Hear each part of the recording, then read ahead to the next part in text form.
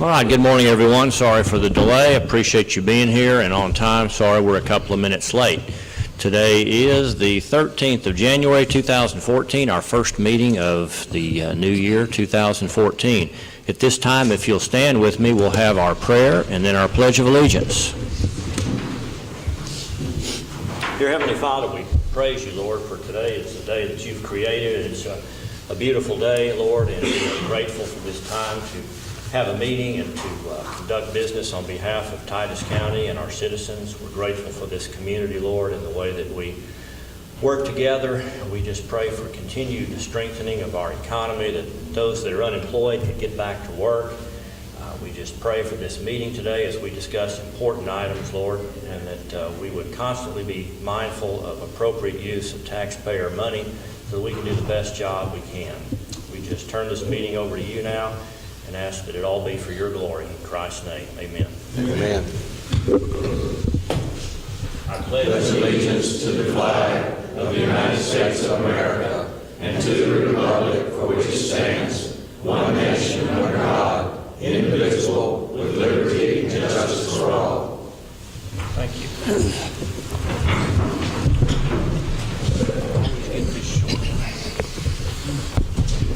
All right, item number one is public comments and requests for information on non-agenda items in accordance with Section 551.042 of the Texas Open Meetings Act.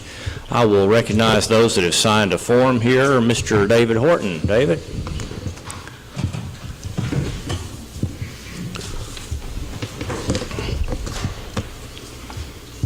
Just wanted to make an announcement. On January the 4th, 2014, we had a proud moment in Titus County. The reason for the announcement, some of you must not have got the word about the dedication of the Memorial Highway dedicated to Staff Sergeant Chauncey Mays. I want to thank particularly Barbara Bruckner and Lou Antonelli for the coverage. Barbara's planning of the program, it was beautiful. The participants were great. And Lou did an extensive article in his paper. It was a proud moment for us Titus County citizens. I'm dismayed, disgusted really, for those that weren't there. It should have been better attended. Why, I don't know. But it was a chance for Titus County to come together. That's something we aren't doing. And in 2014, I'd like to see that. More civic mindedness on the part of all of us. For some reason, Titus County and Mount Pleasant seems to lag other vicinities. Don't know why, but it's just a fact of life. If we have a civic event that's poorly attended, anything of the nature of the dedication of the Memorial Highway is poorly attended. City and county fathers do not seem to get involved enough in some event like this. Again, I don't know why, but to me it's indicative of the times and the people that are serving. We have an election coming up this year, going to be interesting. I can assure you I'll be working against a few of the individuals that are up for re-election. Again, I just hope we can all come together, cut out a lot of this animosity towards each other, and be a functional rather than a dysfunctional government. Thank you. Thank you. All right, Judy Kent.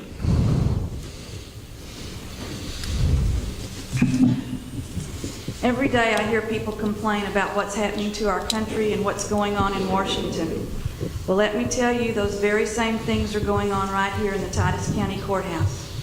Our commissioners and county judge spent $150,000 of unbudgeted money to purchase the Riddle Street building. If you look at this year's budget, there was nothing budgeted for courthouse capital outlay, but they transferred some money out of thin air to that account. In the Texas Local Government Code, Section 111.010, it states that the Commissioners Court may spend county funds only in strict compliance with the budget, except in an emergency. An emergency is when there's a grave public necessity or to meet an unusual or unforeseen condition that could not have been included in the original budget. The $150,000 was not budgeted. There was no emergency. The commissioners and judge are just spending money with a total disregard to the budget. Now they have leased the building to a private entity, Texas Workforce Solutions, without holding a public auction as required by Texas law. Section 263.001 of the Texas Local Government Code provides that a commissioner's court, by an order entered in its minutes, may appoint a commissioner to sell or lease real property owned by the county. The sale or lease must be made at a public auction held in accordance with this section. And if the building is not used for a constitutional county purpose, then the building must be placed on the tax rolls and property taxes must be paid by the county. Leasing office space to a private entity is not a county purpose. According to Susan Combs, our state comptroller's website, out of 254 counties, we have the 6th largest debt per capita in the entire state. Titus County's debt is $148,685,000. Yes, almost $150 million. So I guess if you add the Riddle Street remodel, the courthouse annex remodel, and the Ratliff building remodel, we'll probably be #1 in the state. And that's a heck of a reputation to have. The commissioners and the judge should stick to the budget and to the law. They need to hold a legal auction to lease or sell the Riddle Street building and not spend any more money on it. Thank you. Anyone else? All right, item number 2, consider and possibly approve minutes from the December 23rd, 2013 special meeting of the Commissioners Court.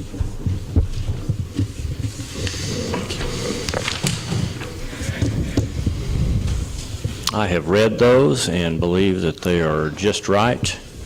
I'll make a motion that we approve those minutes from our December 23rd meeting. Second. Second by Commissioner Fields. All in favor say aye. Aye. Opposed? And there are none.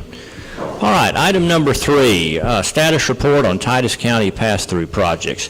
Today will be the first opportunity that we've had to get a presentation from PATE Transportation Partners, and we have 3 of their folks here with us today, and we're going to hear about the situation we have on the Union Pacific Railroad Bridge on the south end of town.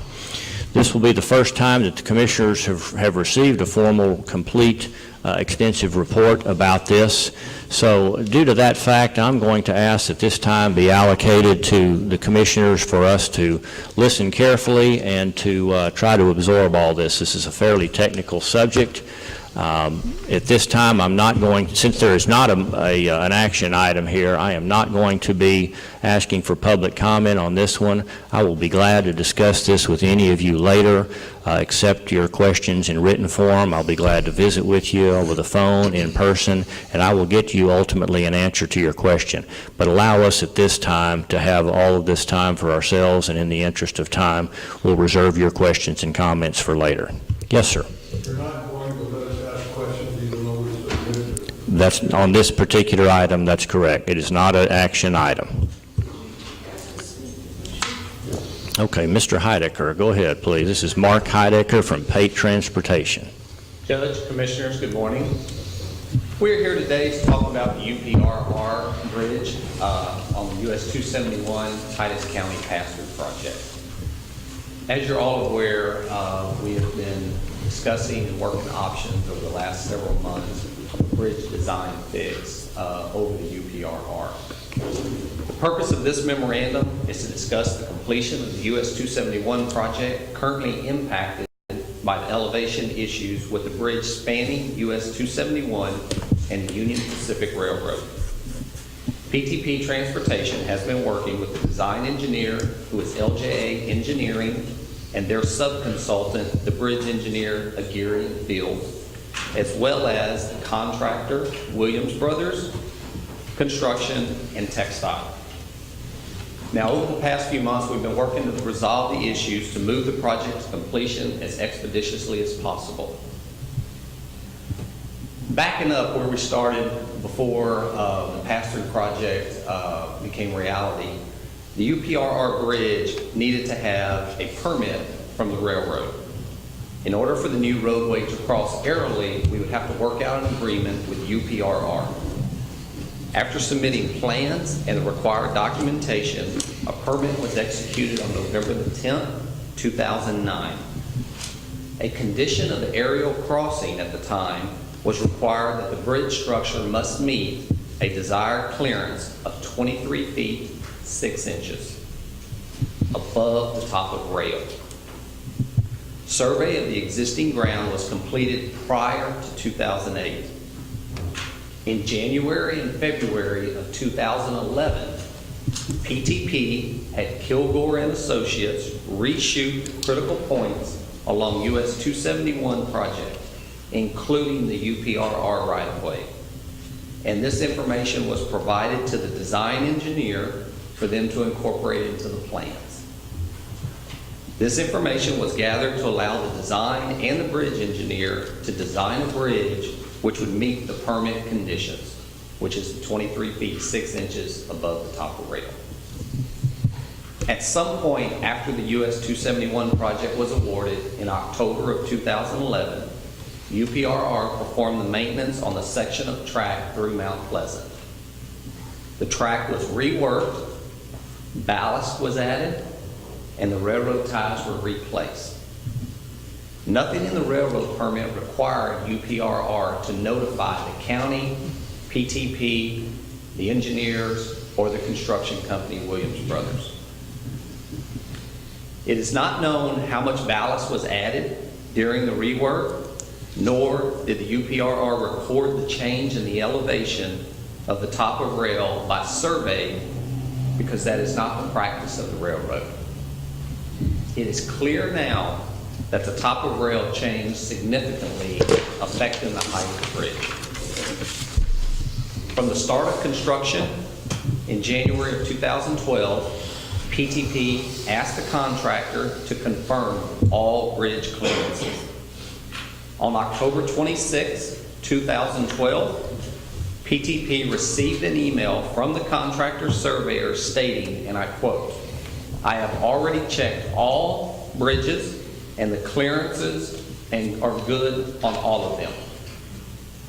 After that, an email was received from the contractor's upper management that stated they sent an email clarifying that the design, let me back up here.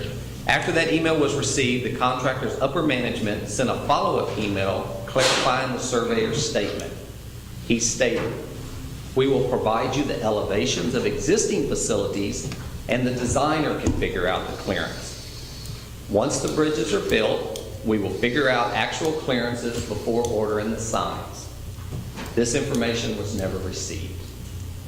PTP assumed the contractor had checked all elevations and the surveyor was correct. Per their statement, there were no clearance issues.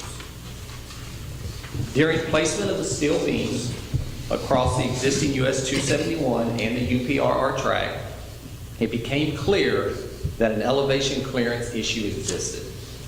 This clearance issue was first noticed at Bent 5, and when the field crew began the installation of the second section of steel beams at this bent, the bolt hole pattern did not line up.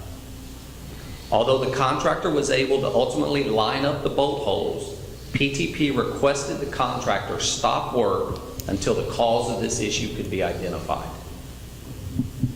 The contractor, however, felt it was necessary to finish hanging the remaining 3 beams. PTP field inspection told the contractor that if they chose to continue work, the contractor would be moving forward at its own risk. Initially, the contractor saw this as an isolated issue and was of the opinion that Vent 5, the elevation issue, could be repaired if necessary. And the fix of that would be by inserting a steel plate just to raise the beam at Vent 5 to correct the elevation. To determine whether the Vent 5 elevation issue would need to be repaired in that manner, both PTP and the contractor measured the clearances over the UPRR track. If the bridge achieved the permit required clearance, then the bridge could be leveled by adding concrete to the top of the structure. The survey ground elevations did not meet the clearance requirements of the UPRR permit.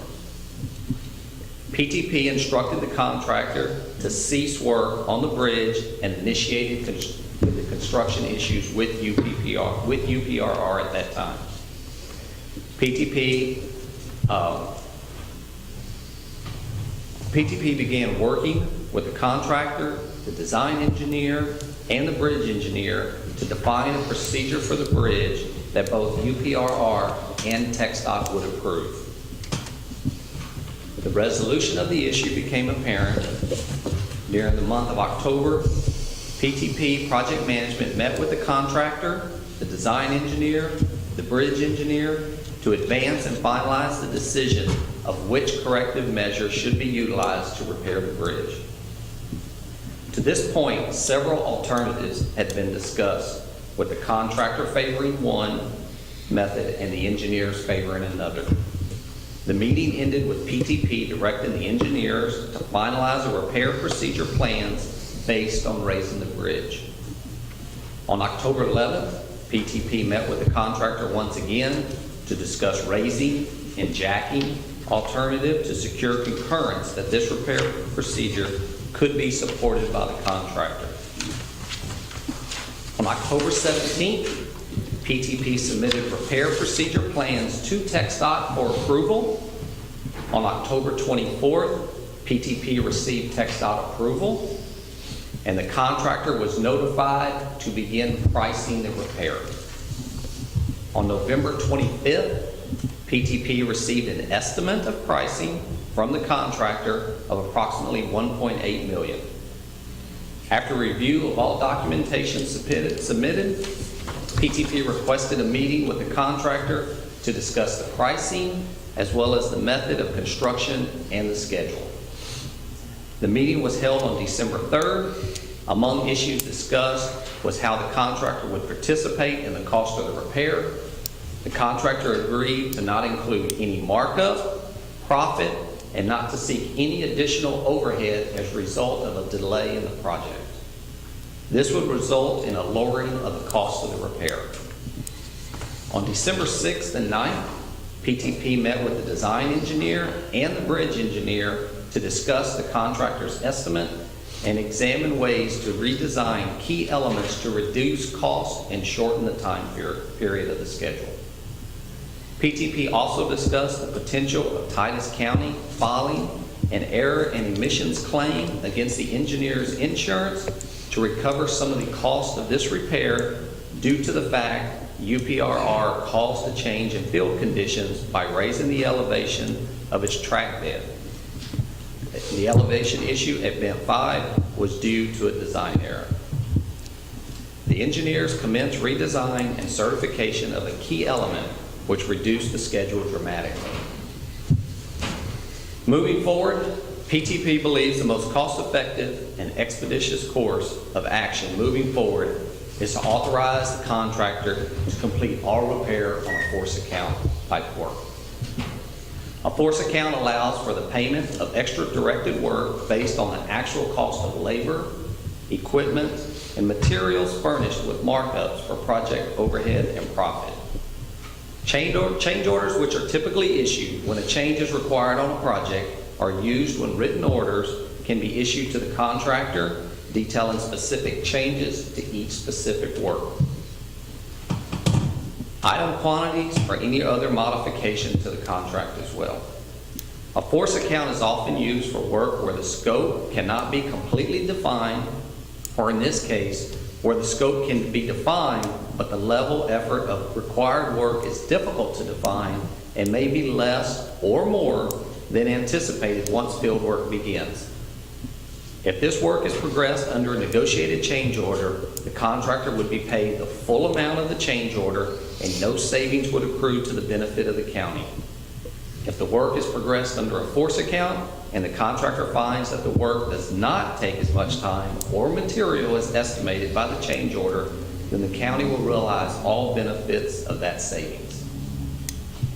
A force account does not require Commissioners Court to approve a change order, nor does it require formal TxDOT approval. In discussing this issue with TxDOT, it has been requested that the district approve all labor rates, equipment rates, and unit prices of materials prior to work starting by the contractor. PTP has requested a meeting with district personnel. Potentially this meeting could be held this week via conference call as early as Tuesday or Wednesday. And then once TxDOT has approved the rates to be used in the force account work, PTP will meet with the contractor to discuss how the force account will be managed. A daily tracking of all activity is required, and the contractor will be required to reconcile its records with PTP at the end of each workday. PTP will use the standard form to track the force account work, the standard TxDOT form. PTP estimates that if the contractor is given notice to proceed on the bridge repair by February 1st, all corrective measures can be completed by May 1st. At that point, the contractor would return to the completion of the project. PTP estimates that the entire project could be completed by the end of August. This schedule is more aggressive than the one defined by the contractor, but PTP believes it is achievable. Questions, comments?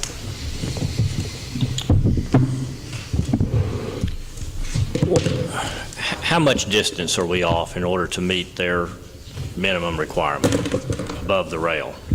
I mean, we're at 23.6 was their original mandate. Where are we? Rick Cronenberger, the engineer for PTP, can explain exactly the distance, because it's not just the road is in a curve, and so the high point always has to be above the rails, but to get the fix, on the north end it's a certain elevation, above the rail it's a certain elevation, and then on the south end it is different. Currently over the top of the rail, we're looking at about 15 inches of vertical needing to go up. That, you know, like Mark was saying, it changes from the south end of the bridge to the rail to the north end of the bridge in order to maintain the criteria that TxDOT established at the beginning of the job. It'll start out, you know, match tying in with what's already been constructed, clearing the railroad with the necessary 23.6, and then the total raising at the north end of the bridge works out to about 3 foot to get the vertical curvature. Okay, so in order to get the 15 inches above the rail, you can't just raise it right there at that point. Why does that It put like a speed bump in the middle. puts a hump right there? Correct. And all that is affected by the design criteria of the speed on the bridge, which is 70 miles an hour. So to keep that curvature there, you have to modify both sides of the bridge, the north and the south end, just to get the correct height of the bridge.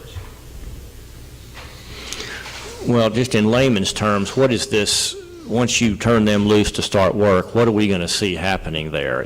Are you going to just jack these up, remove the beams? What's involved? The first thing you'll see is that the concrete beams that are currently in the air, the contractor will take those, bring those back on the ground so that they can work without having the beams suspended above them. The steel beams that are currently in the air will be jacked higher, and they'll be working underneath those. And then they'll be building concrete blocks. They have the option either to build the blocks on the ground and hoist them up, or to build the concrete blocks in the air in place. And the concrete blocks will be used to raise the bridge. On the top of the existing columns? On top of the existing column cap, yes. Okay, you're not removing any of these columns? Yes.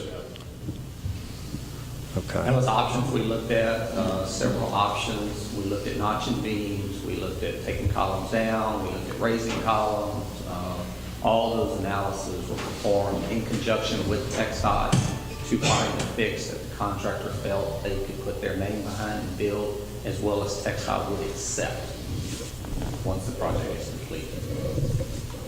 So I know there's some steel beams up there. You said there's some concrete beams up there as well? Yes. Okay. On both the north and the south side of the steel beam section, there's three spans of concrete on either side. Okay. Is any of the concrete that's been poured on any of the roadway have to be removed? There's a section on the north end of the bridge, about 300 foot of concrete pavement, that'll have to be removed. It's got to be raised. Okay. Is it suspended in the air, or has it got dirt underneath No, it? it'll have dirt base, standard roadway section. That's what we would call the approach right before you get to the bridge.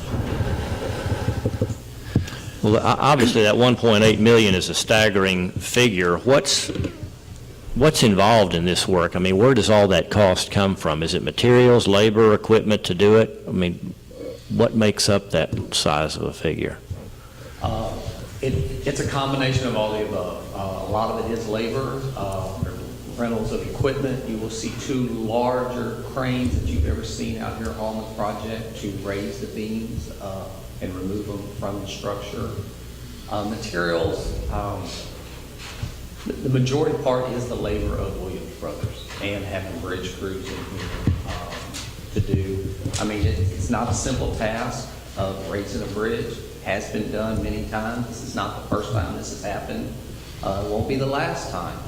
Unfortunately, UPRR made changes to their equipment out there, to the rail.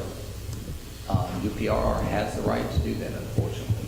They do not have to notify Titus County, Williams Brothers, anyone that it was raised. And so we are here trying to minimize the effect of that. And, you know, we like I said, we discussed many, you know, decisions that were made to try to keep the cost and the time period. You know, at one point we had about a 16-week construction area just to get back and do some of this work. Due to having some of the materials made off-site, we were able to re-engineer and redesign around that to save some time so we could get them back to work February 1st instead of May 1st, June 1st. But, you know, with the equipment that Williams Brothers has to have out here, the staff, you know, we're pretty much taking the bridge down, jacking it back up, and then putting it back on top and starting back where we were today. Now, on the force account, our plan is to get that price lower. That's why we're going the force account route. By using a force account, you only pay for the equipment that is used.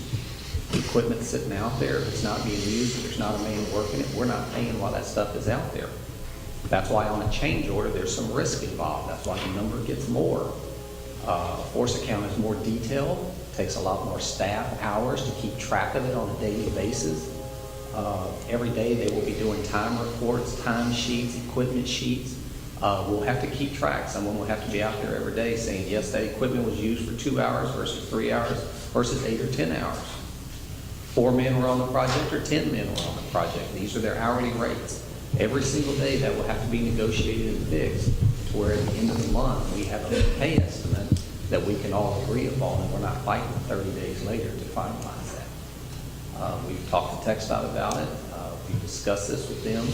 They've asked to approve the hourly rates before we send them off to work, to approve the equipment rates, the materials. So Williams Brothers is working on getting us that information, and we'll be able to Roger get that stuff approved. And so hopefully we can, you know, get started as quick as possible. Like we're saying, hopefully right now, February 1st. Contractor is ready. They want to go. They want out of here. They want to get this fixed as quick as possible. Williams Brothers is known as a big structure construction company. They specialize in projects. They do bridges all over the state.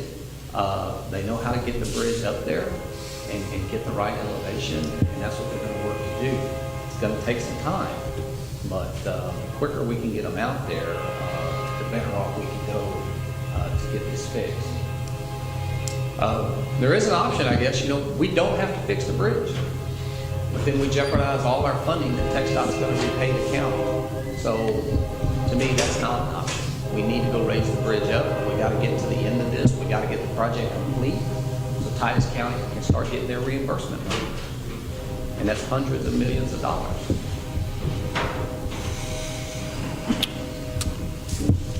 Well, waiting longer is not going to produce a different, No, sir. cheaper result, in your opinion? No, sir, it will not. I mean, obviously, we want to get this completed as quickly as possible, but We do. rushing it just and spending a lot more money is not an option. It's not, and that's what we've been doing over the last several months. We've been looking at reiterations of designs and fixes, and what makes sense to get this bridge where it needs to be. We looked at lowering the rail. We asked the railroad if they could do some things, because ultimately, when they raised the rail, how much did they raise it? We don't know. The rail doesn't know. The rail does not take elevation shots before they raise the rail or after they raise the rail. We met with UPRR on 2 separate occasions. Yes, the rail was raised. They say in 2 to 5 years, the rail will sink back down. But how much? We don't know that. They can't estimate that. They have new rail sitting out there right now that they're going to put on top of it. So they are constantly making changes. Unfortunately, we would have had the bridge built before they ever made changes to the rail. We may have been okay. And they actually did that work at some point after the project was awarded. We awarded it in October of 11. That's correct. After the project was awarded is when the work was done. Right. That's correct.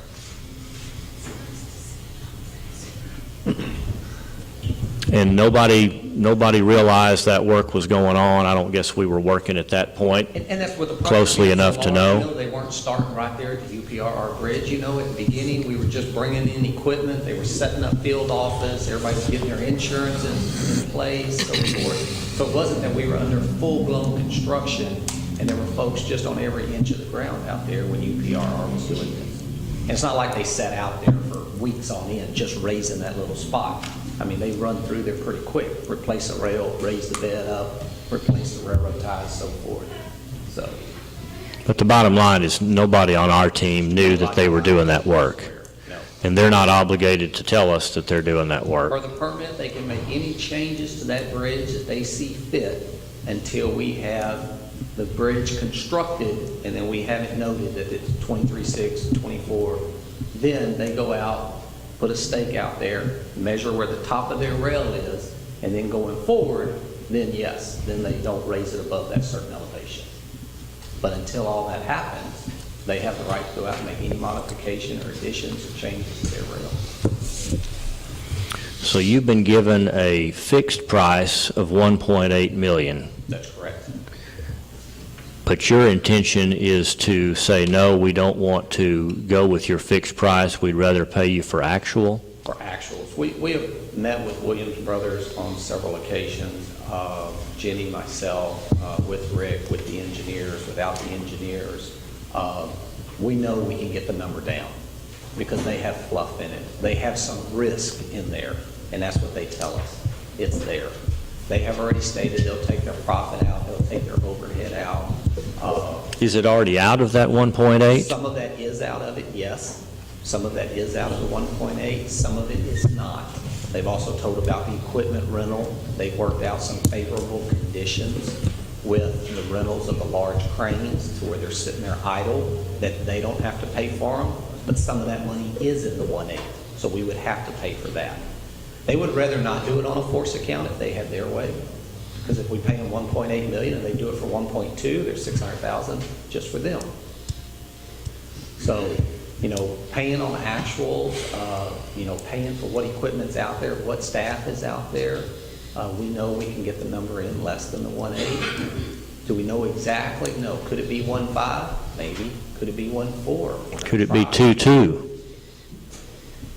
We have discussed with Williams Brothers on a 1.8, would they hold to that 1.8 number? And theoretically, they have said, yes, they will. They will put us at a sort of a ceiling of a cap of the 1.8. So anything we can get underneath that, the county will see in those savings.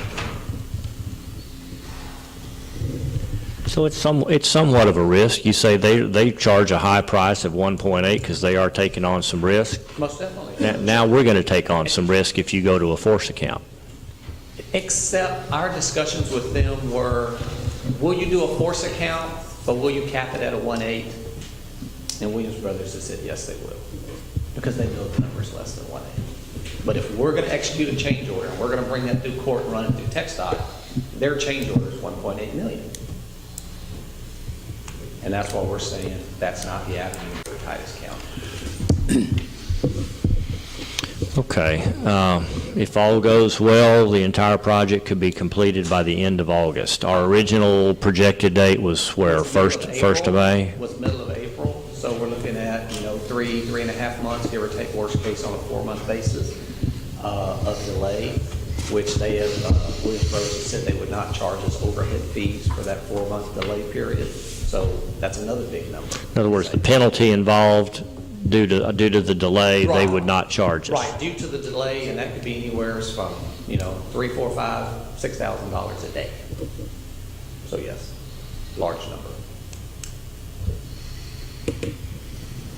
And help me understand this. And sometimes, and I guess in this project, if they don't meet their deadlines, typically they're charged. They would have a delay as well. If it was something that they caused, then they would have a what we call liquidated damages, LDs, that they would owe back to the county for them not meeting their deadline of completing the project. Well, I guess that gets into a whole different subject, is if it was their fault. That's correct. And I don't guess you're prepared to discuss that with us at this time. I am not prepared to discuss fault. I think there are a lot of opinions out there. There could be a lot of discussion, but unfortunately that becomes a legal matter, and what the county decides to ultimately do, that is something that the county needs to sit down in executive session with their legal representation and decide the steps moving forward. PTP will participate in that. I have outlined what has taken place, what the rail did, what the engineer did, what the design engineer did, what the surveyors did. Now, how much of that fault is to be pushed which direction? I've explained what Williams Brothers did when we asked them to verify they had clearances. But I'm not here to tell you somebody's 20% at fault, 50%. I personally cannot make that decision. That will be something that legal will need to look at the different avenues that they have out there that they can take, and then we proceed forward on those avenues. I think the county should look at that option, discuss, and then let's take the steps forward. Your contract holds the county. Nigel?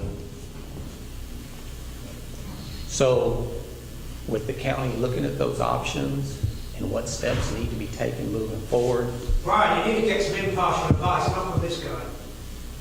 we have already looked at some of the options that are out there. We have discussed with the engineers, LJ's engineering firm, as well as Gary Field, the bridge designer.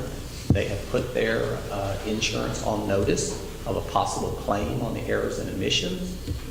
But those discussions need to be in more depth with Commissioner, Judge, in your legal representation in executive session. And then once you make that decision, then I think you would come out and explain to the public the steps moving forward that the county has decided to take.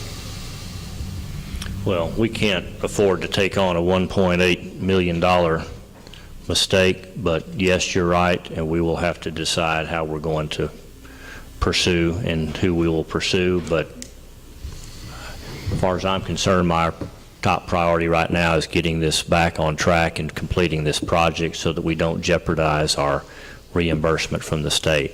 And you're telling us you have an approved plan, everybody's on board, TxDOT, Williams Brothers, and the engineers as to what it's going to take to fix. That's correct. We just got to figure out how to pay for it. Yes, sir. The engineers have been involved from day one on the fix. The construction company, Williams Brothers, as well.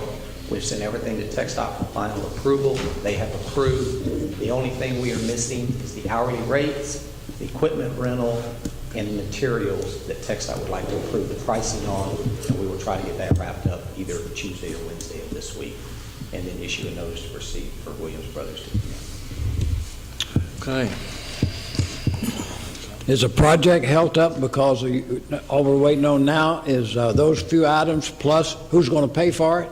No, so the project, Williams Brothers is still out there working on the road at this time. They've got driveways they're putting in, they're finishing up some asphalt, they're doing some concrete, some cleanup, some raft they're pouring.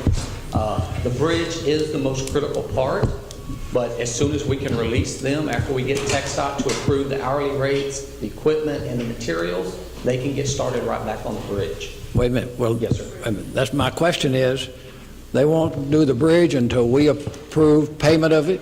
No, sir. They will not start, we will not give them notice to proceed on the bridge until TxDOT area office, Roger Ledbetter, has approved Williams Brothers hourly rates, has approved the equipment rental rates, which is in a book that TxDOT has. It's just common, you know, for a bulldozer, they can charge, I'm making this number up, $122 an hour.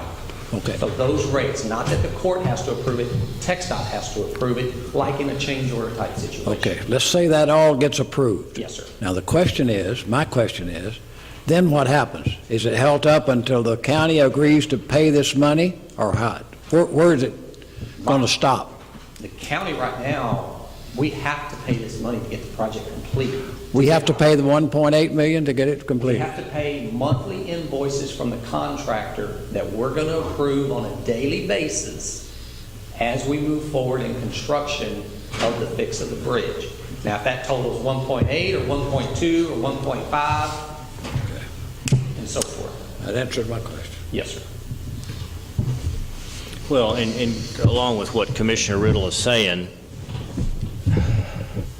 we don't have time to figure out how this is going to be paid for. We don't have time. All we have is time, but time is money. And Williams Brothers is not going to hang around forever and say they're not going to charge you delay claims. And the longer we don't get this road complete, the longer it is for Titus County to get their money back from TxDOT. And so for Titus County to get to the end of that, we've got to complete it. So my recommendation is we need to finish all three of these projects, have TxDOT accept them, which we've been asking TxDOT to accept parts of US 271 as we get to the completion. Once they're all completed, TxDOT's accepted, that starts the clock for Titus County to start receiving their payback from TxDOT, which allows Titus County to repay the bonds and so forth. While all that's taking place, the county can be discussing their options of what they do to recoup as much of the bridge cost fix as they can from the parties involved. Because if we continue to delay this and don't zero in on this August completion date, we potentially delay our reimbursement money coming back from the state. You will delay your reimbursement because you do not get reimbursed 100% your amount each year that in your agreement of the pass-through until you have turned over all three projects, 271, 1000, and FM 2348. Let me weigh in for just a second. In the pass-through agreement, roughly 60-something% of your total pass-through is tied to the 271 project. So just as with the 2348 project, as TxDOT concurred that we had reached substantial completion and the clock started ticking on the payback for 2348, the clock will start ticking on the 271 project once we have reached substantial completion. To get to substantial completion, we have to fix the bridge. In regard to, Mark's correct, this is not the venue or at the time to decide where blame actually exists. But one thing I think that everyone needs to keep in mind, there is no recourse against UPRR for the actions they took, which contributed heavily to the situation as it exists today. And so... Is that your opinion, or is that the law? Why do you say that? Because you're crossing airily the UPRR right-of-way. You did not pay UPRR for any aerial rights to cross that right-of-way. Instead, you asked for a permit, an easement, in essence, an aerial easement across that right-of-way. They granted that easement, that permit, if you would meet certain conditions. The bridge, regardless of what they did underneath, your bridge has to be at a certain clearance above the top of rail. The fact that they came through after the permit was signed and changed the field conditions in UPRR's mind, that's the county's problem. They're not required to set that level until an aerial crossing is completed. And so, yes, there was some other design error, and I would say that's the more minor piece of it. But when they took the rail up, reworked the rail bed, added ballast, replaced the ties, and took that rail line up, that's where the bulk of the grade change happened at this point. So, you know, you have a choice. We spoke to UP about this. We could have gone and asked for a variance to UP to not meet that clearance. They would have granted that variance. However, it came with a stipulation, and the stipulation was that at any point that they decided to go through and make changes that would require the full depth of the original clearance, someone would have to come back through and change the bridge. When you turn this road over to TxDOT's gonna, if you had taken that option, TxDOT's gonna say, there's a potential liability to the state that we would have to go meet that condition in the future. So Titus County, you need to put money on deposit. That was one of the early options that we investigated. And so in trying to investigate all the, you know, the pool of options that were out there to move this forward, you know, we kept trying to trickle down to get the best option, both in time and money for Titus County. Because Mark's right, if you don't hit substantial completion, it's not that you're risking whatever the cost of this bridge fix is, you're risking $100 million repayment on the 271 project. And that's a risk that I don't believe, that's not mine to say, but in my opinion, that's a greater risk to Titus County than the current fix of the bridge. And then recouping costs on the back end is something that's not a quick process either, but that's something that can happen concurrent to the contractor beginning work to get this project towards substantial completion. But at least you jeopardize the timing of that money starting to come back. And we have some specific time frames when we're expecting that money to start flowing back. We don't even want to delay it, much less jeopardize it. Absolutely.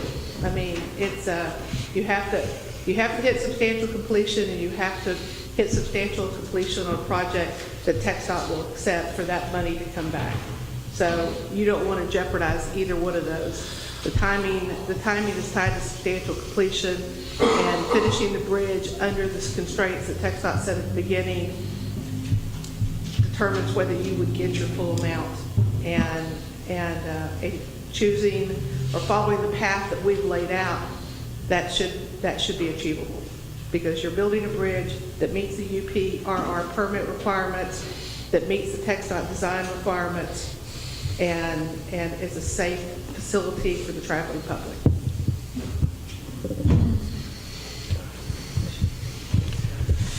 Commissioners, any more questions? Judge.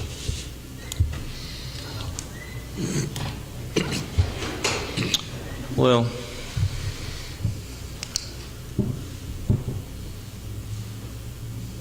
just a lot to absorb right now. It is a lot to absorb, and you know, as we move forward, you know, we will keep you informed as to the progress as it relates to the schedule, the progress as it relates to the budget, so that the court is fully updated on where they stand. You know, as it stands today, in looking at the total budget that was set back in 2005, there is current funds to cover this. Now, but that's not to say the county shouldn't evaluate all the options open to them moving forward. I just want to make sure everyone's very clear that the ability to go back against UPRR is just, that's not an avenue that's open to the county. Now, had you paid, and you're starting to see that happen in a lot of rail permits, people who are crossing UPRR right-of-way early are starting to pay for those rights, then you purchase rights and you had independent rights from UPRR. But that's not the avenue. That's not what we did. No. We received a permit. We asked permission to cross there. We didn't buy any right-of-way from them. Right-of-way from, aerial right-of-way from UP, and that permission to cross was granted with specific conditions. And you don't see a lot of purchasing of aerial rights. Yeah, on large projects, you've seen some of that, but some crossings have been costing anywhere from $2, $5, $10 to $15 million for crossings. Most of them are handled by a permitting process, and you just have to adhere to, their requirements. Okay, Carl. Mark, could you talk closer to the mic? Carl, pull your mic up. That don't work. Oh, it's not working? When you were mentioning that Williams Brothers had maybe a different timeline to finish, y'all were suggesting August, but that's y'all's opinion. What is Williams Brothers' opinion of when they think they can have it finished?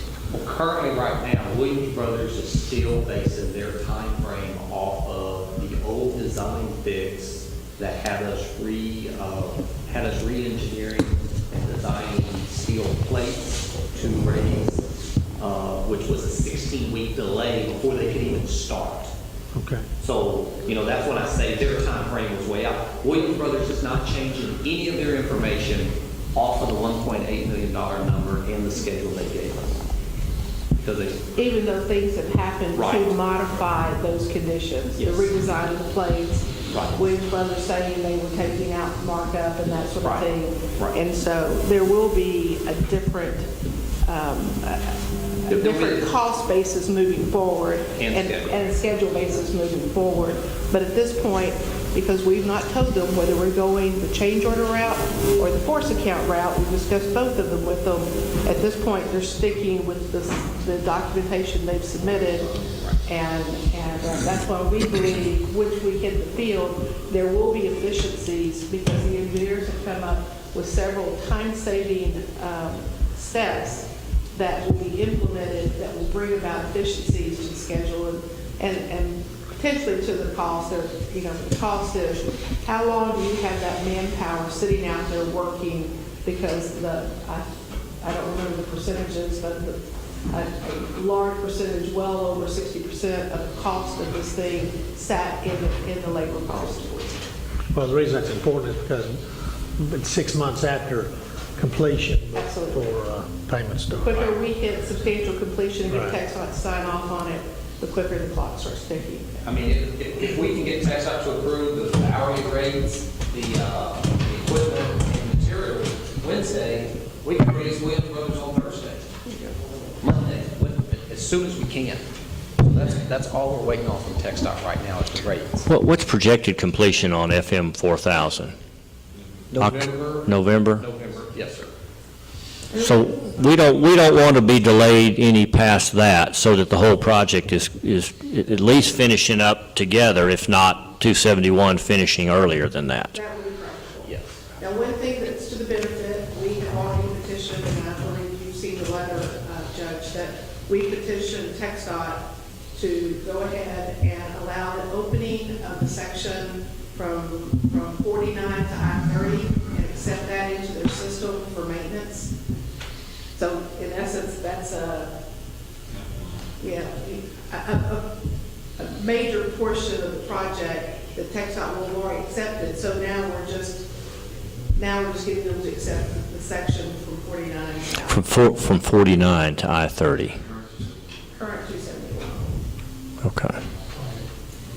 On the north end, on the north. Right. How much distance would that entail? It's, I think it's just a little over a half mile, but it's It's that end down there where the hotels and the restaurants are. so that does two things. one, it opens back up for the traveling public. Two, it puts it back in TxDOT's so that they'll take on the maintenance. And three, it starts to relieve economic stress on those business owners who may have suffered some negative impact during construction. Getting that back open. That can go on and complete independent of anything we're talking about here. Absolutely. Okay. But that's to the benefit, if we can get TxDOT to do that, then when we're looking to accept the rest of the project, that's sort of the tougher piece because it's, the rest of it is new location. And TxDOT can be out there and we can work with them as the bridge is finishing up to accept it, and get their punch list and get it worked on, and then try to get it down to where we're just asking, at the end, just working on the acceptance of the bridge. All to get that clock ticking as quickly as possible. Okay. Well, August is a long way out, and September, October, November, just 3 months past that. If we run into any significant delays and we delay this beyond November when we expect 4,000 to open, that's when we'll start worrying. All right, Commissioner's last chance. Call. Well, the only thing I would say that I think everybody's already aware of is the fact that it's really two different issues. I think that you look at them. Once you got to finish the project. The money is in there to finish the project. Even the extra 1.8 if it goes that way. You have to finish the project. Then you have to decide if you're going to sue anybody, who you're going to sue. And that's maybe a 3, 4, 5 year court deal. You get your money back, but that certainly is an option that you need to consider.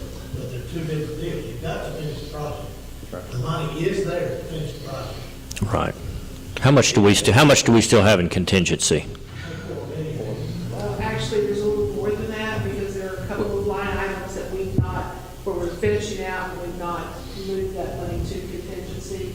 A couple of big pieces where there's still just a couple of right-of-way issues on 1,000, 4,000 that have to be finished, but all the big ones are relatively done. So you're still seeing quite a bit of money in that line item that we've locked in. So really, it's in excess of the $4.5 million that shows today on the schedule. Okay. All right. Anything else? Anything non-bridge related you want to discuss? No, I think Jenny discussed, we're trying to get, 67 area there opened up right now. The north section, next stop, to allow us to do that. So hopefully that will come rather quickly. What'd you say? 67, as Jenny had, 67, we're working on getting that open. Like what Jenny mentioned a while ago, that was probably the only other major thing we wanted to add due to, we've sent the request into TxDOT already, asking them to accept it so we can open it back up. So, Talking about the far north end of the project from the old Western Sizzlin out to I-30. That's correct. Yeah, for the FM 1000, 4000 project, to date, they've been working everything in the middle location area where Tennyson Road has been the only impacted roadway. Starting January 23rd, they will do a traffic shift and lane reduction on 271 right there by Home Depot and John Deere Tractor Supply area. Traffic will be reduced to one lane in each direction. There will still be a center turn lane, but through that area so that they can begin rebuilding that intersection. So you'll start on the west side, and that's where the work will start, on the west side. Traffic will be shifted to the west side. You'll shift it to the west side, okay.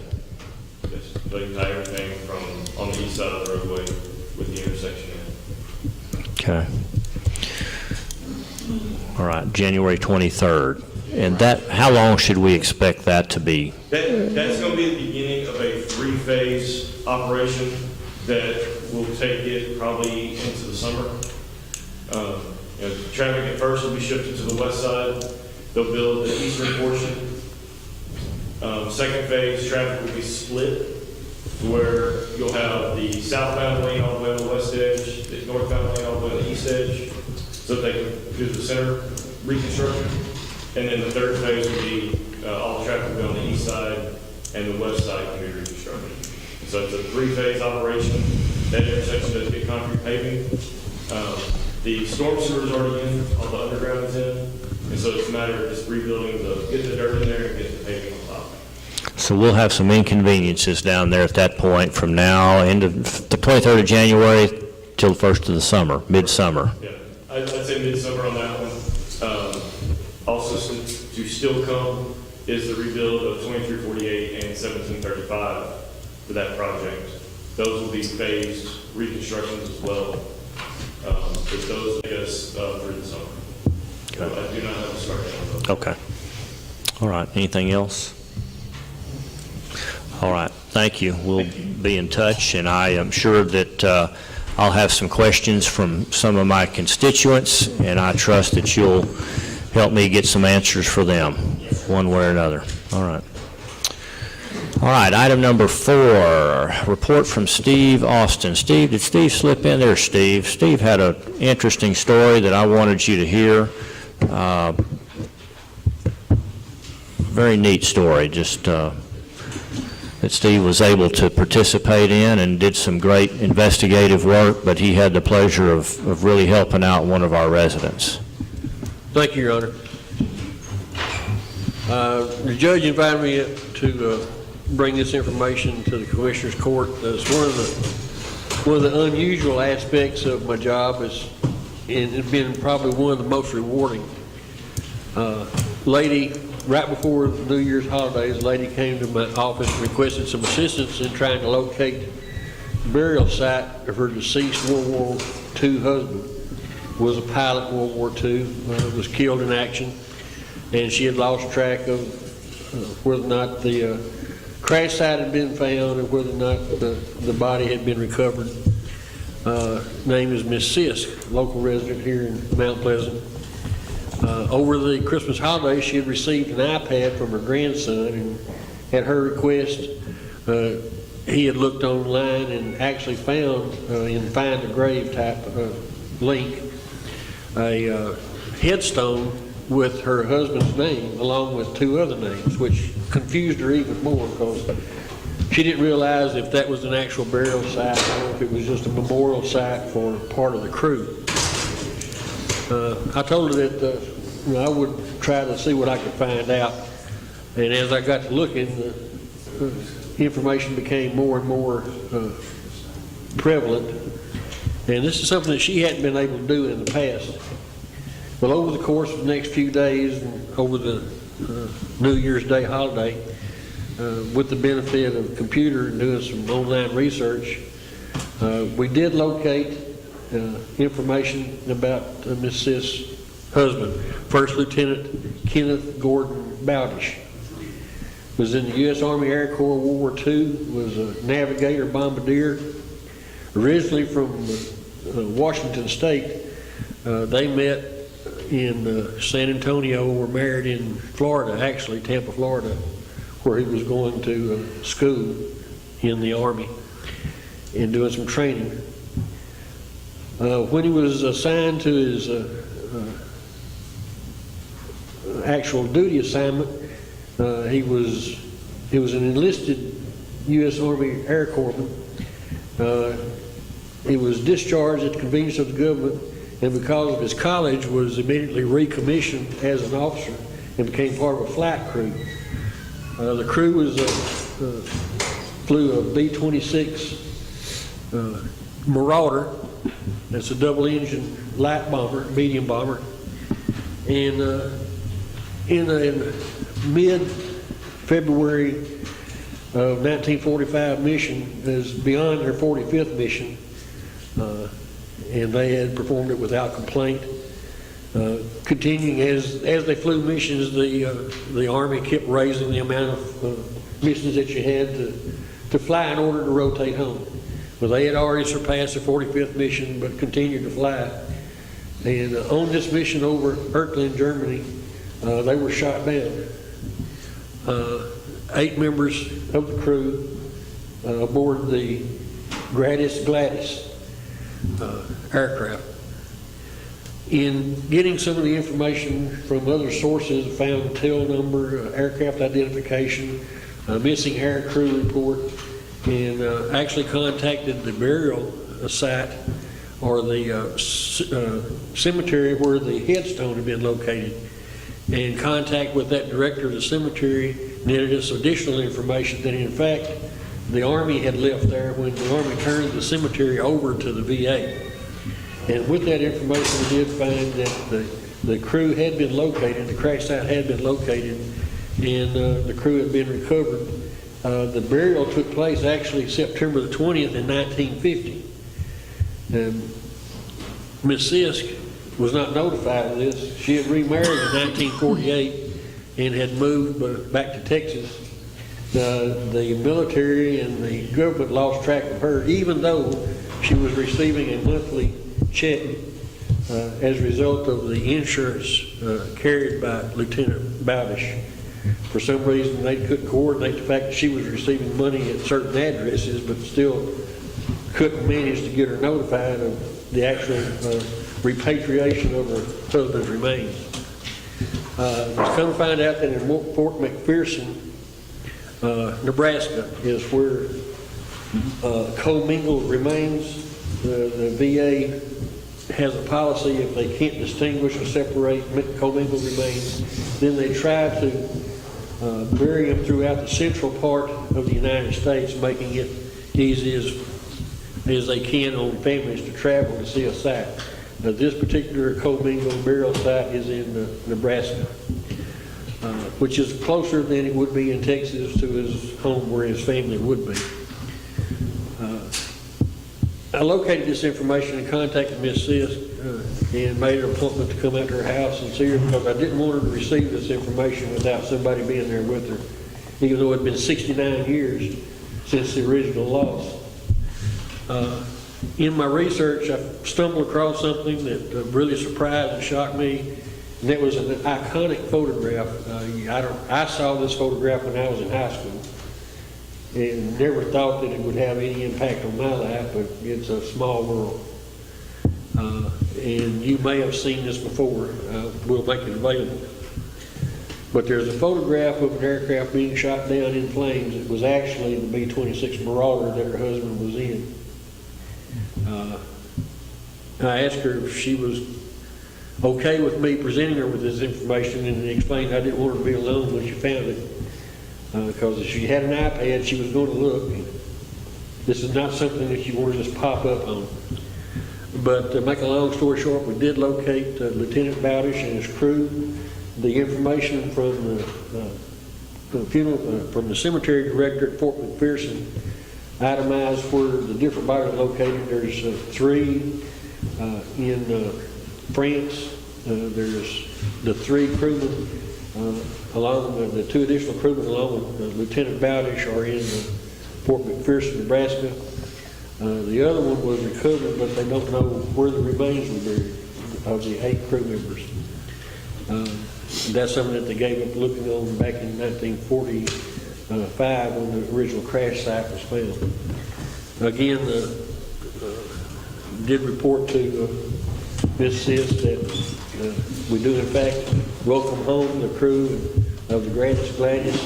They are accounted for and have been repatriated. So after 69 years of not home, she does have closure on the fact that her husband was brought home. I will make this. This is a downloaded image of the Gladys, and like I said, it was an eye-opening experience for me. Shocking to say the least. But this is their actual aircraft at the time of left formation. And then she had no knowledge of what transpired the day that they left their airbase, their airbase in freeze.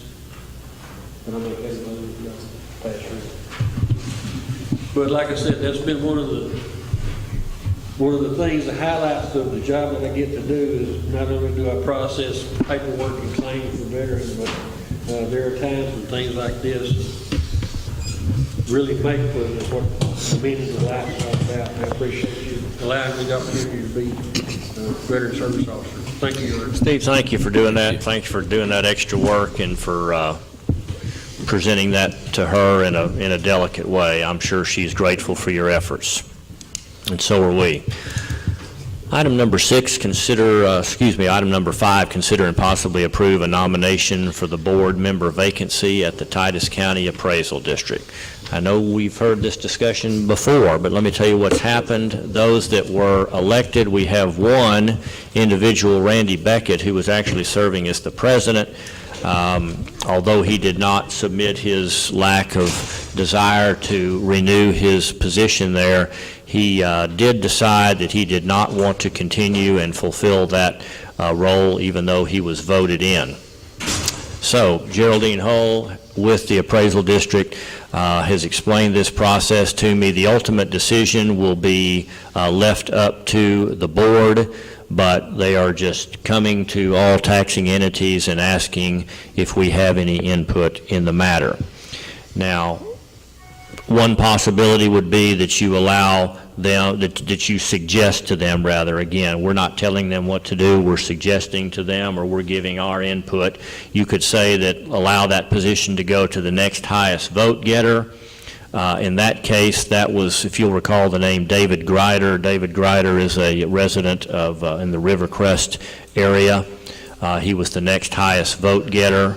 That's one possibility, but if we would like to have some input, I would like to hear it from you so that I can share that with Geraldine. And again, it will not be up to how many votes we have like it was before. We are just giving the board suggestions, and they will make that final decision.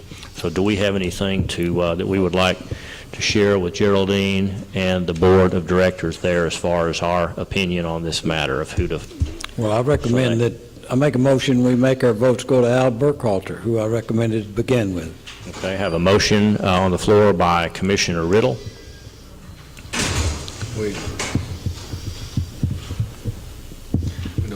We don't vote on this, we just nominate.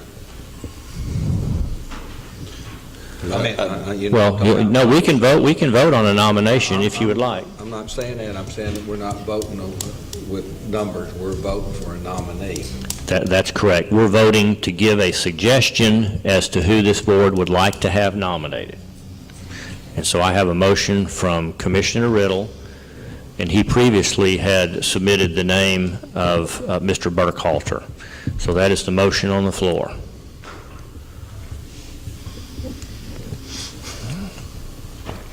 Okay, for lack of a second, we'll pursue something else. Anyone else have something that they would like to recommend? I'd like to go ahead and make a motion to go ahead and give the votes to, the next one on the list, which is David Grider. Okay, in other words, we're saying we're not expressing. Right. We don't have any votes in this So, deal. next one on the We're sending a message to the board that we think that it's appropriate that you just consider the next highest vote getter, Mr. Grider. Okay, motion by Commissioner Hinton, second by Commissioner Hockaday, all in favor of this recommendation to the board at the appraisal district that they would consider Mr. Grider the next highest vote getter. All those in favor say aye. Aye. Opposed?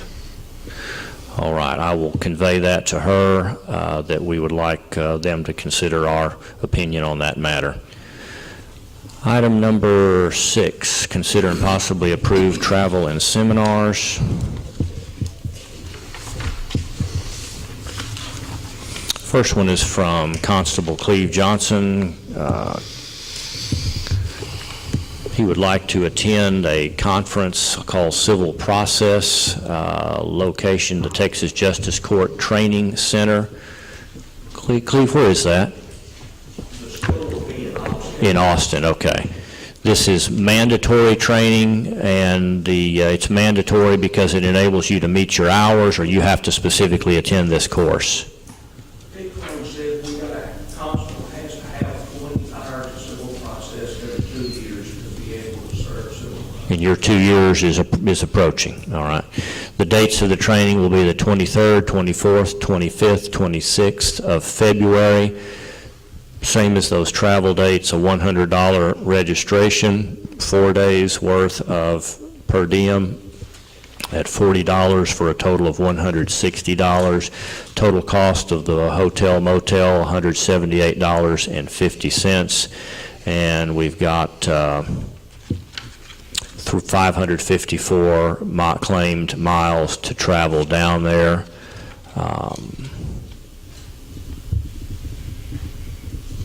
Looks like total cost of $651.51 for you to attend that.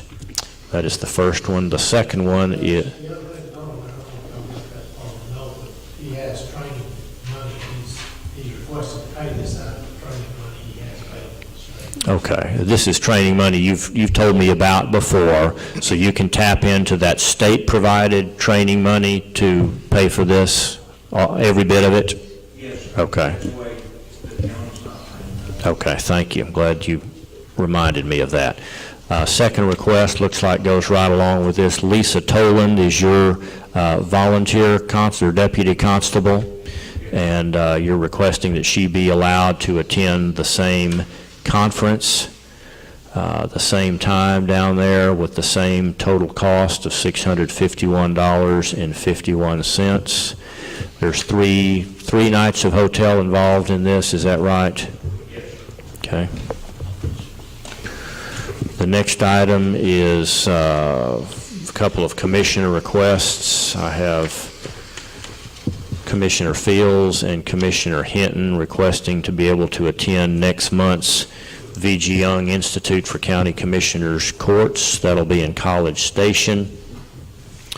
This is mandatory for them to get required hours. The training will be February 4th, 5th, and 6th, with travel to begin the day prior on the 3rd and returning at the end of that seminar on the 6th.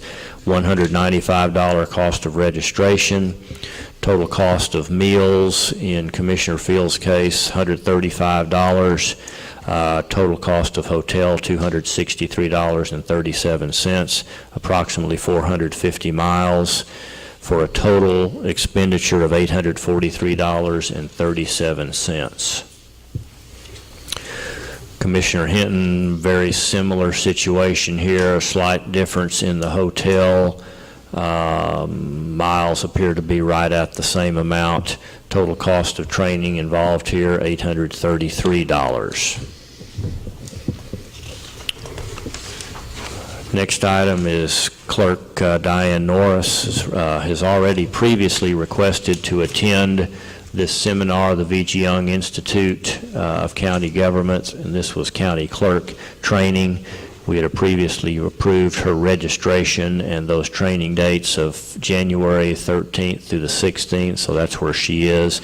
And she did not ask for any reimbursement up front. She will be asking for that upon her return. And she has total meals here, 1/2 travel day plus 4 days for a total of $180. A total cost of hotel, $1,060. Taking a personal car with 472 miles involved, bringing the grand total to $1,506.90.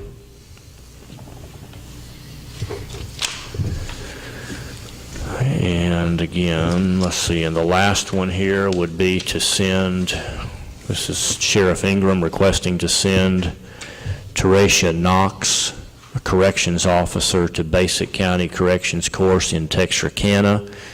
He says this is mandatory training. This will be spread out during the time frame of February 24 through March 11.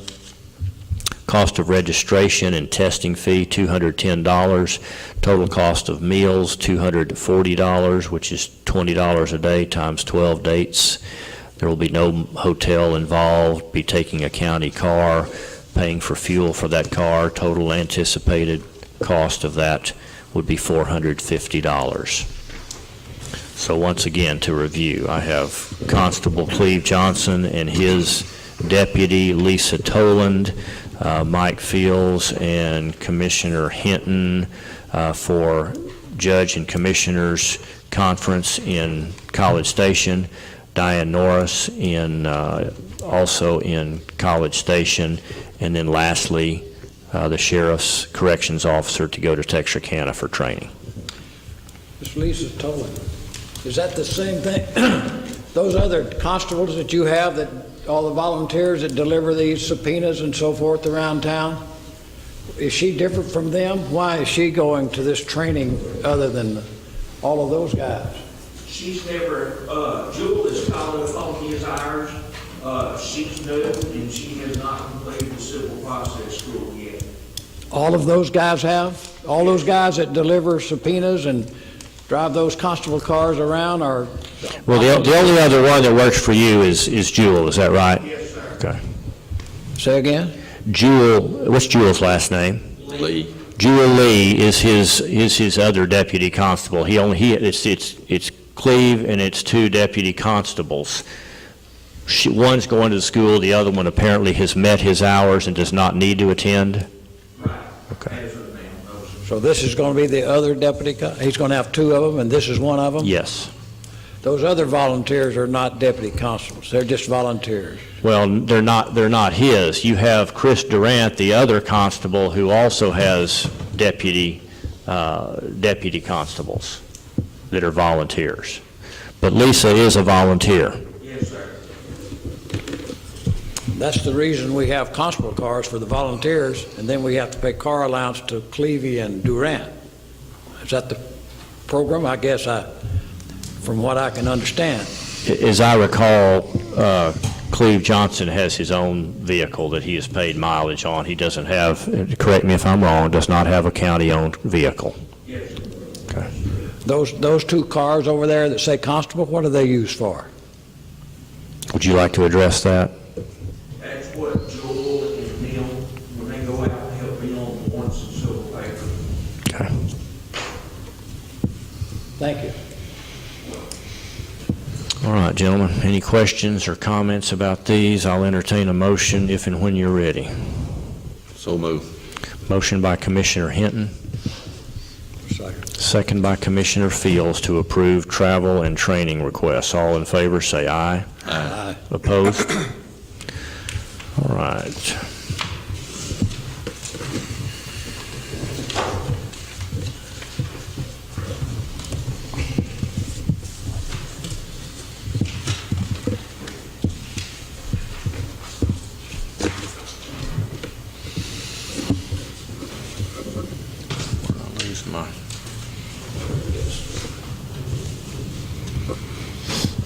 Item number 7, approve oral and written reports of county officials.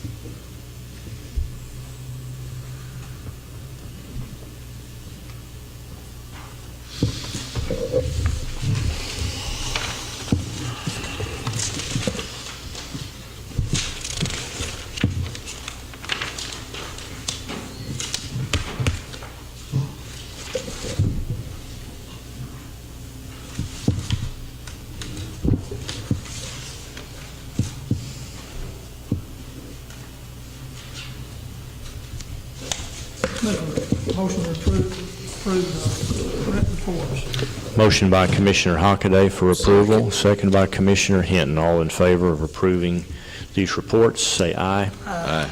Opposed? Item number 8, consider and possibly approve the treasurer's report.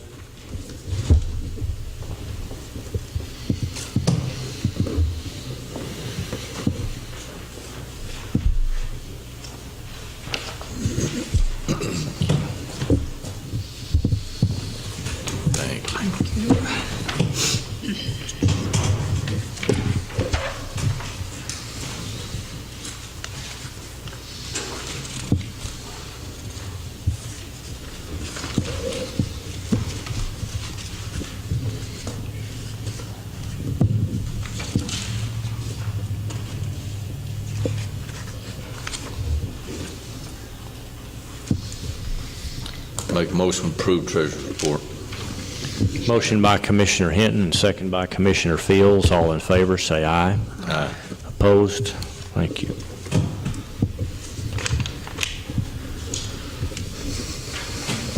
Get your signatures on those.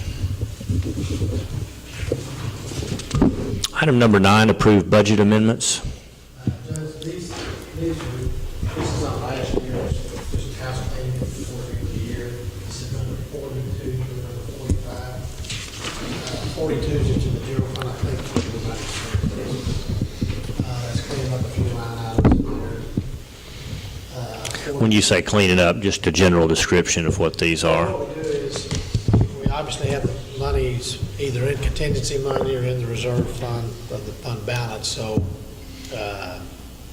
the first 5 or 6 months of the year, I just go by the budget as we originally set it up. After that, in the last 6 months of the year, I review the accounts every month or two, and if we've spent more money in one line item than we initially planned on spending, the money is still available. We just amend it to make it match the money that we spent. Or if you receive a different amount than you Right. were anticipating. One of the biggest items on there is the inmate money from the city. We estimated a number at the beginning of the year. We didn't hit that number, so I just amended the number down to where the actual monies received were. That's the biggest single item on there. This is the sheriff's commissary. Again, he collects enough monies. It's just that when we estimated the original budgets, the other expense line came in higher than what we originally thought, but our revenues also came in higher than what we originally thought. This is expenses related to the sheriff's commissary, higher than anticipated, but the revenues were also higher than anticipated. That's right. And here is the maintenance fund. I think the net number comes out $2,000 higher. Again, the money's in the fund. Okay, the maintenance fund, maintenance of that maintenance. That's just the maintenance barn. That's the maintenance barn. $2,100 difference. Right. Okay. And then this one is on Road and Bridge 2. At the end of the year, Commissioner Fields was working on a project, and it ran more than he thought. Rather than just pushing it into next year, I just went ahead and expensed it in the year we were in, and he just reduced his carryover to a negative number that he'll have to reduce this year's money by that $5,000 that he went over. $5,493. Right. All right, thank you. Any questions on any of those? Yeah, I'd like to look at it. Sure. Is there no way we can look at these before the day of the meeting? I mean, this, Yeah, you can. Yeah, they're in there.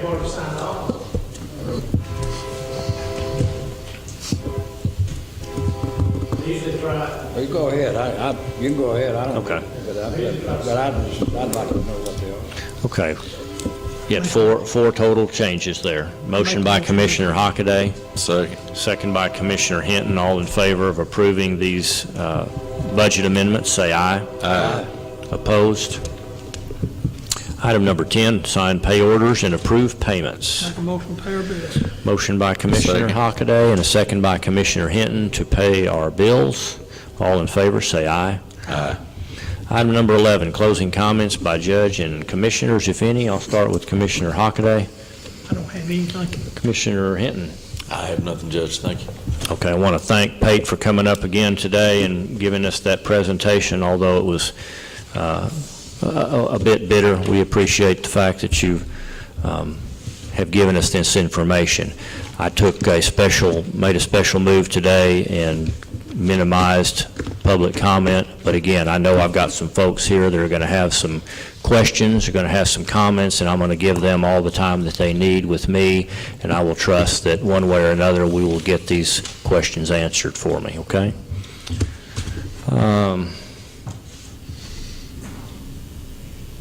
Can't think of anything else. Commissioner Fields? Only thing I can think of, Judge, I know it's sometime in February, the endurance horse race that we have in Preford's out here by the hangar. That will be sometime in February, and I'll try to get a little bit more. I think it was in the paper this week, I believe, Lou. If you've never been to anything like that, it's really something to go to. How are they going to deal with the construction Well, going it's through not any Prefer. construction, that's basically through over there in Okay. that area, and the riders would get off the horse, walk them across the concrete, and get back on. And, So we're actually in a little better shape than oh, we were yes, last year? much better than Okay. last year. Okay. Anything else? That's in late January? No, it's February, I believe. I want to say somewhere around the 14th, 15th, it had a real good article in it, and it's just something that they bring in world-class horses, world-class riders. Bill's been a big sponsor of that through the years, and I know the construction work and everything like that has really worked well with them. Next year, there'll probably be a problem after this year. Hopefully, everything will be opened up, but it is a national race. People from all over the United States, and I think some from Canada will be here riding, but they represented us in the Olympics, and I think we finished 4th in the last Olympics of that. So it's something to be looking forward to, and I appreciate Lou and them putting it in the paper. Thank you. Commissioner Riddle? All right, I'll entertain a motion to adjourn. Motion by Commissioner Fields and a second by Commissioner Hockaday. All in favor of adjournment, say aye. Aye. Thank you.